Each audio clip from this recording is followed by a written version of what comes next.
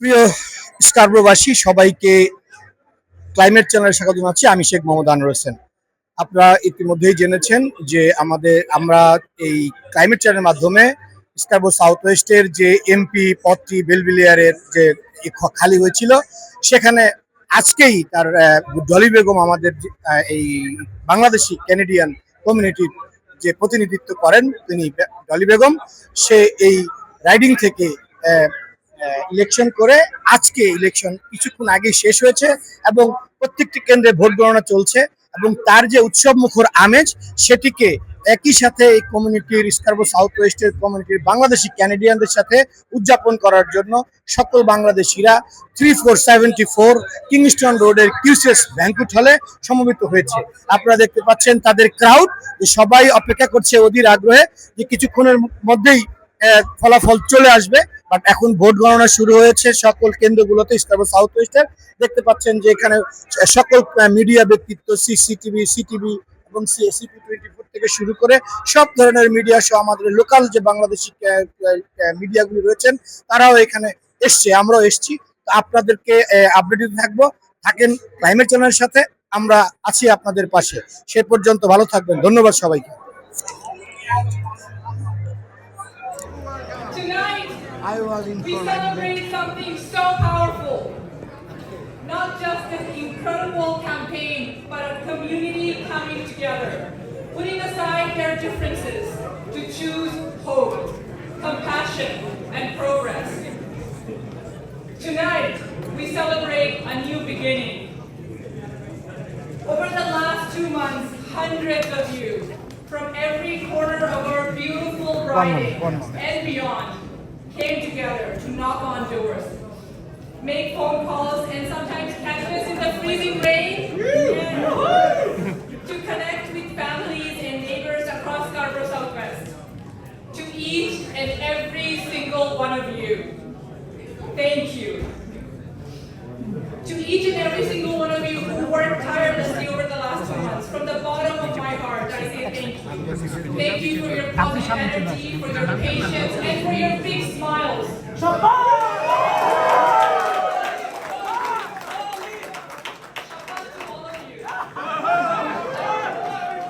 I stand here tonight deeply humbled and honored by the love and kindness you have shown me. Thank you to my friend and my brother and now colleague who was just here. Let's give it up for our Minister of Public Staff Safety, Gary Adams.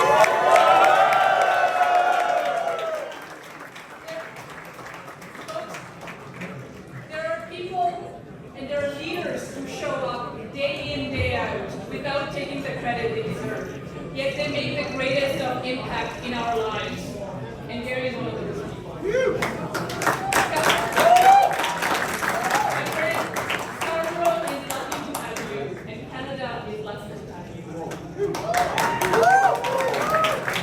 To my campaign team, Duncan and Chris.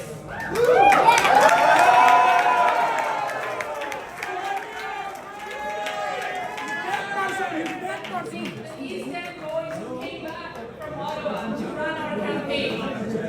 I am so grateful for your leadership, your dedication, and your immeasurable patience. Your positivity, creating a safe space, welcoming space for every volunteer who walked through our doors.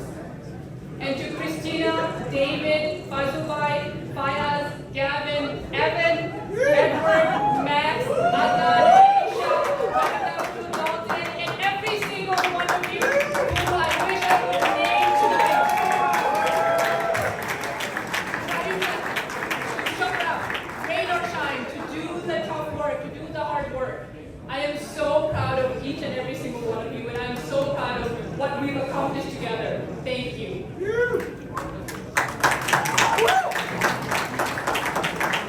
To my parents, mine for you. Mine and Appa, I would not be here without you. It is because of your sacrifice that I stand here. Alhamdulillah. And it is your dreams that I strive to make a reality. And to my brother who worked 2 jobs so that his big sister sister who both go back and finish her studies. I walk on the path that you have paved. And I'm so proud of you.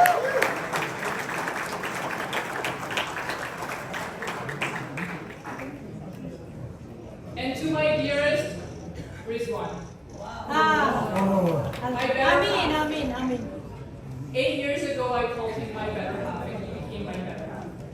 This victory belongs to you. Yes. You are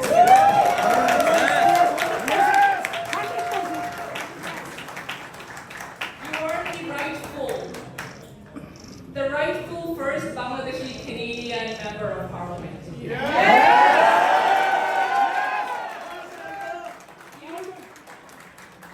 were a man of dignity and honor, someone who cared deeply for this community and its people with all his heart. You taught me that what representation through stewardship looks like, what it means to uphold trust and lead with fairness and compassion. Your ability to be wise and just, even when it wasn't easy, made you extraordinary. My Rizwan tonight truly belongs to you. Thank you. My friends, I have represented Scarborough Southwest for nearly 8 years as your MVP. But tonight is different. I am so proud of the family, the coalition that we've built here. People of different races, religions, ethnicities, different walks of life who have come out to be part of this campaign and welcomed me into their homes and their lives. My Scarborough family, thank you. Thank you to the friends, and new and old, colleagues, community leaders, and leaders from across all political stripes who have come together to stand for a strong, united Canada. Canada where everyone has a fair shot at a better life. Scarborough Southwest, throughout this campaign, I have heard directly from you. Your stories, the families working hard to make ends meet, the seniors who built our community but now cannot afford to live in it, the young people who wonder if they can build their future here, and every person who calls this amazing community home and believes life can be more affordable. Tonight, you have given me a new mandate. You entrusted me to fight for you, and that is exactly what I will do for you. I will stand up for the values that define us: inclusion, respect, and opportunity for all. And to those who did not vote for me, I want to say this. I am also here to represent you too. Yes. Your voices matter and your concerns matter. I hear you. And I will work hard every single day to earn your trust. I will always fight so that families can get ahead and not just get by. I will stand up for workers and small businesses who are the backbone of our economy. I will advocate for better transit and infrastructure because Scarborough deserves to be connected and supported. My friends, we found a way to come together. Not because we agreed on everything, but because we recognize the common vision of Canada that we all share. And this campaign wasn't built by me or just single person. It was built by all of you. From the high school students curious to know what a campaign looks like, to the young mother with her 6-month-old baby, 6-month-old baby, not 6 months ago, 6-month-old baby, motivated to fight for a better future. From retirees sharing their time and wisdom to all the neighbors showing up after long hours to help us out. All of you have poured your hearts and souls into this belief that better is possible. And together, we chose to put people over politics, unapologetically. And we will always put people over politics because we know that when we come together around our shared values, there is impossible for our children to dream. And as Mark Carney, our Prime Minister, says, hope is not a plan, and nostalgia is not a strategy. So what does that mean? That means we cannot stand still.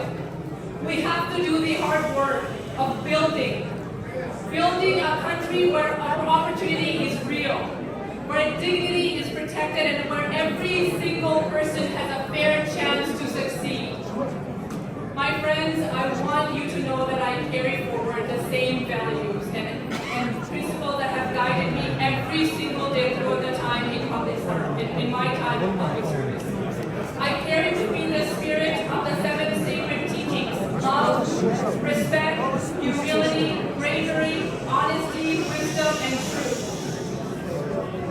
Johnny, next minister, Johnny, next minister, Johnny. Please, stop. This is very important. It is important that we recognize the people. It is also important that tonight is a step forward for something that's new, that is a new beginning. We are given a task, a responsibility to and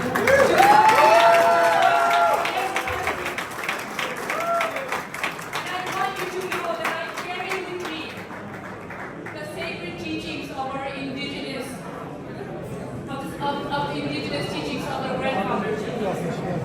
Of love, respect, humility, bravery, honesty, wisdom, and truth. Teachings passed on by indigenous peoples that remind us of that responsibility that we call our home, of this land. So here in Scarborough, strength comes from standing up for one another. That means standing up for our Muslim neighbors, to pray safely in our masjids.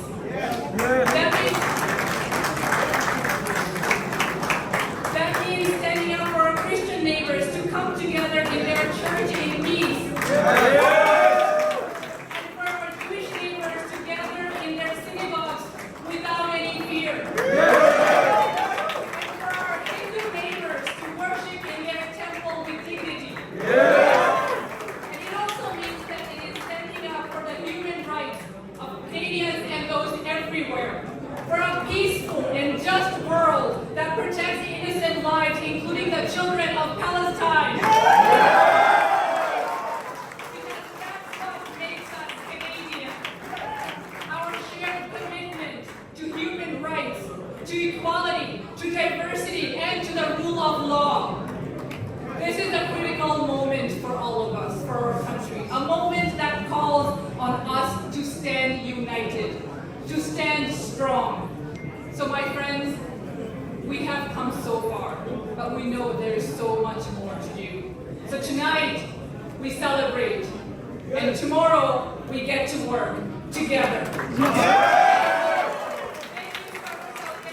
you for your trust, and thank you for believing that we can build a Canada strong together.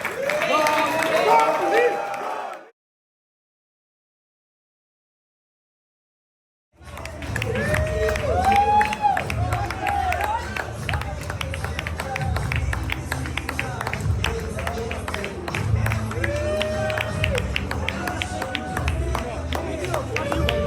No.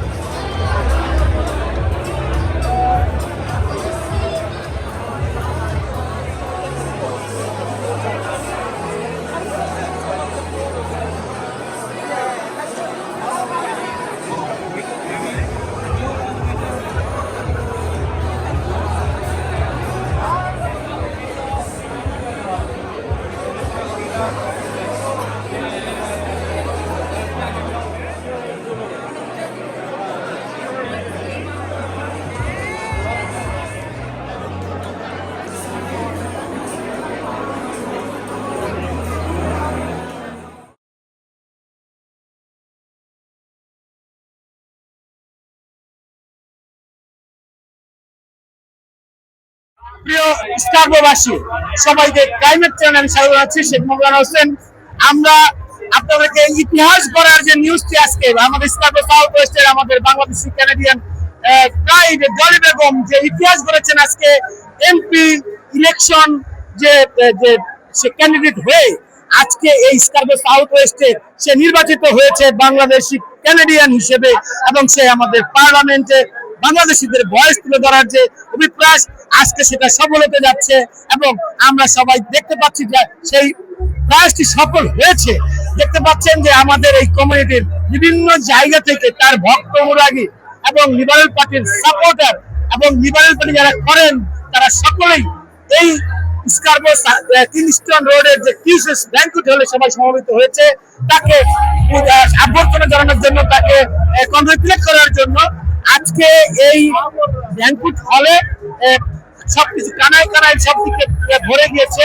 দেখতে পাচ্ছেন যে সকল মানুষের crowd, এই ক্রাউডে তারা ডলি বেগমের জন্য অপেক্ষা করছে যে কিভাবে তারা তাদেরকে এই কংগ্রেচুলেট করবে।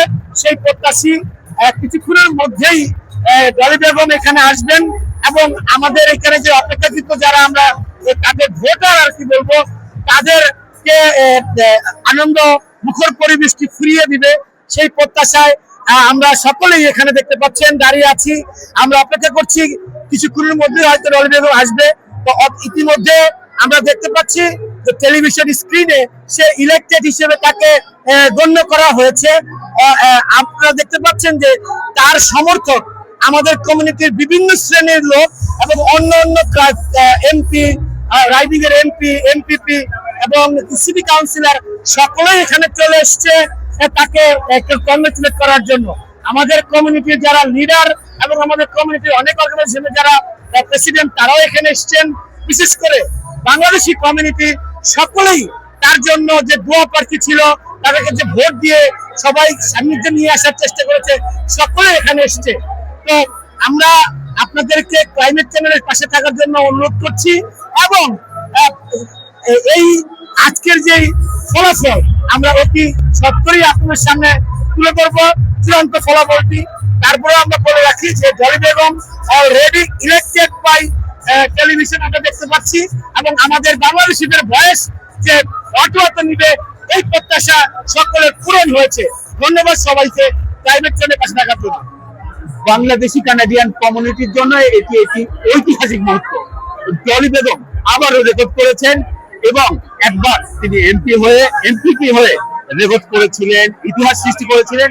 এবার তিনি এমপি হয়ে রেকর্ড সৃষ্টি করেছেন বাংলাদেশি কানাডিয়ান কমিউনিটিকে কানাডার মূল ধারায় এগিয়ে নিতে সহায়তা করেছেন।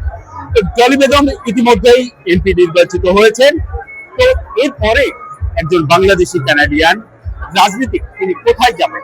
কানাডার পার্লামেন্টে যাবেন, মন্ত্রী হবেন, না তার কি দুয়ার প্রসারিত হলো?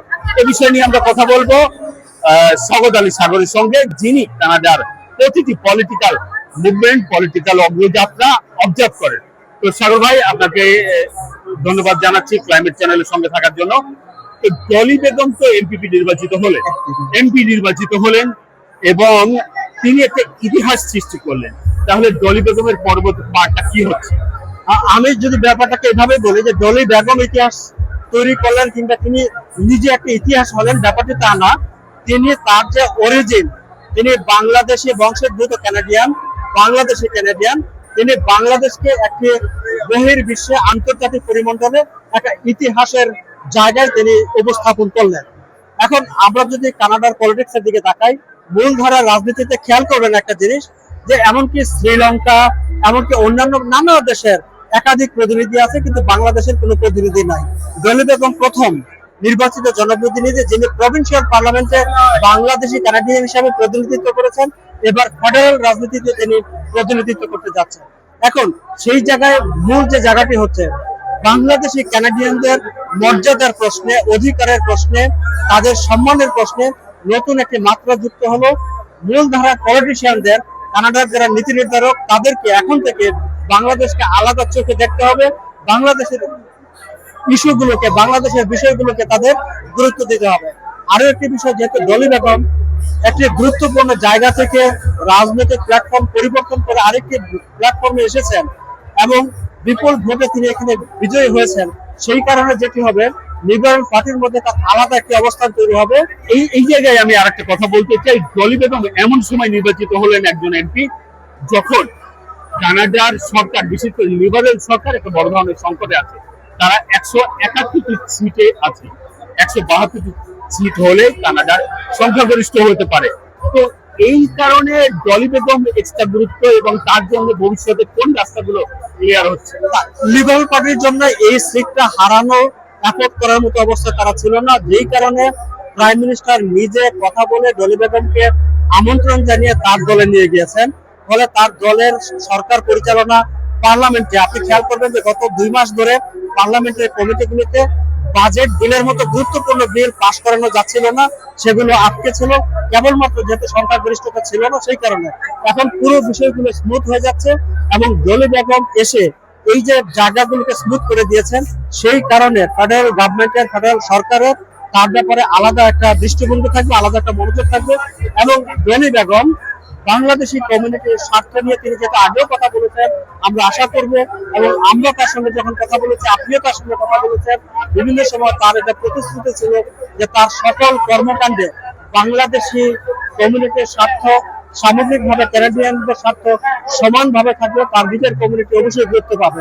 ফলে আমরা মনে করব, আমরা আশা করব এবং আমরা বিশ্বাসও করি সামনের দিনগুলোতে কানাডার মূল ধারার রাজনীতি কেবল নয়, প্রশাসনিক ব্যবস্থাপনা এবং সবকিছুতেই বাংলাদেশি কমিউনিটি ভিন্নভাবে একটি অবস্থানের মধ্যে থাকবে। ডলি বেগম শুধু এমপি হননি, তিনি নিচে বাংলাদেশি কানাডিয়ানদের জন্য একটি নতুন রাস্তা তৈরি করে গেছে। কারণ হলো এনপিপি যে শূন্য আসন, সেই শূন্য আসনে এখন কনজারভেটিভ পার্টি, লিবারেল পার্টিতে নানা ধরনের বাংলাদেশি কানাডিয়ানদের একটা জোয়ার তৈরি হয়েছে। আপনি এই ব্যাপারটাকে কিভাবে দেখেন?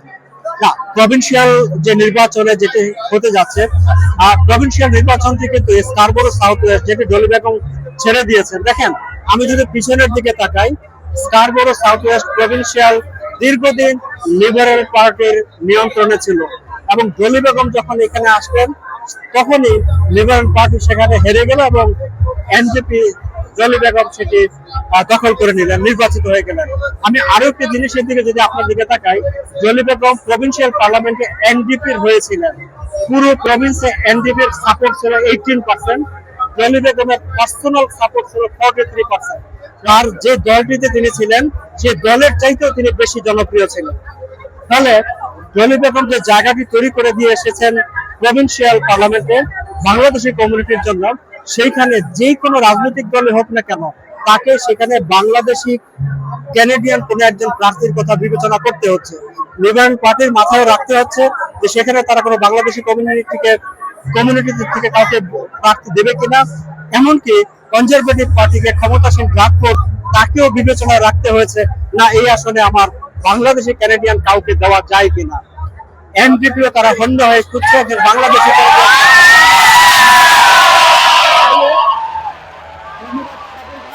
ডলি বেগম শুধু ইতিহাস সৃষ্টি করেননি, তিনি একের পর এক সিঁড়ি এগিয়ে যাচ্ছে।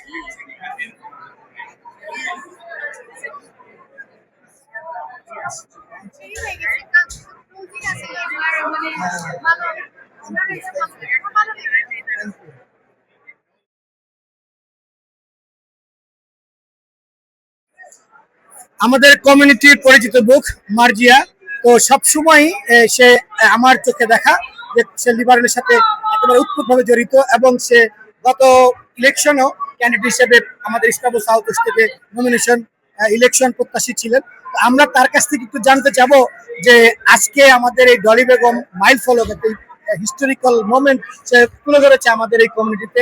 তিনি আজকে এমপি নির্বাচিত হয়েছেন। তো আপনার কেমন লাগছে এই আজকের দিনটি? একজন মহিলা হিসাবে, একজন এমপি বাংলাদেশি কমিউনিটি, সে পার্লামেন্টে যাচ্ছে আমাদের ভয়েস কথা বলার জন্য, কি কেমন মনে হচ্ছে আপনার কাছে? আমার অসম্ভব ভালো লাগছে। এটা আমাদের অনেক দিনের স্বপ্ন ছিল যে প্রথমত আমাদের কমিউনিটি থেকে একজন আমরা এমপিপি যখন পেয়েছি, ডলি একবার আমাদের স্বপ্ন পূরণ করেছে, দ্বিতীয় আবার ডলি আমাদের স্বপ্ন পূরণ করেছে, এমপি হলো। এবার আমরা চাই ও আরো বড় আসনে যাক, মন্ত্রী হোক। আমরা দেখতে চাই ডলিকে আরো উপর আসনে। আর একজন ওমেন হিসাবে অবশ্যই আমি অনেক প্রাউড ফিল করি আমি নিজে, এবং ডলির জন্য, ডলিকে সাপোর্ট করতে পেরেছি, ডলির জন্য কাজ করতে পেরেছি। আমরা সবাই অনেক আনন্দিত। আমি সবাইকে কংগ্রাচুলেশনস জানাবো, এটা আমাদের সবার বিজয়। Thank you. About yourself, the MPP, you are going to be participate, or you try to be get your nomination. So, what is your opinion for the community? I think that I've been around. I've been working at this for a very long time. I ran for nomination in 2022. I came very close, within 20 points. I waited 3 years. I became the candidate. I knocked thousands of doors again, and I proved that I'm loyal to this riding. I did not want to run anywhere else, and I do not want to run anywhere else.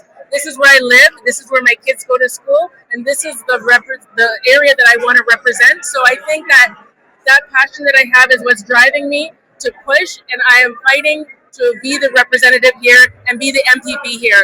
I would be honored to work with Dolly because of the representation that she has shown and the respect that she has in this community.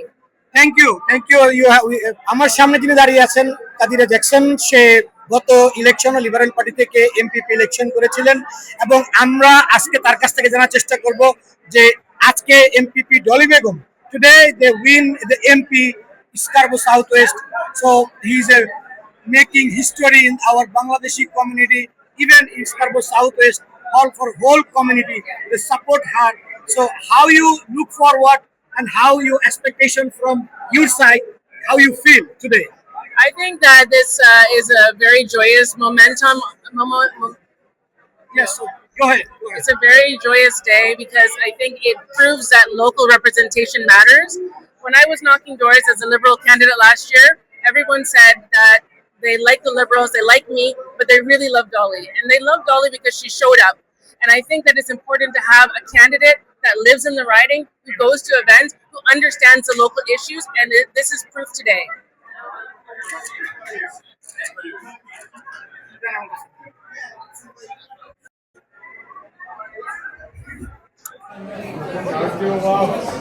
Duncan. Yes, Shankar. Just congratulations. Thank you, sir. Congratulations. Thank you, my friend.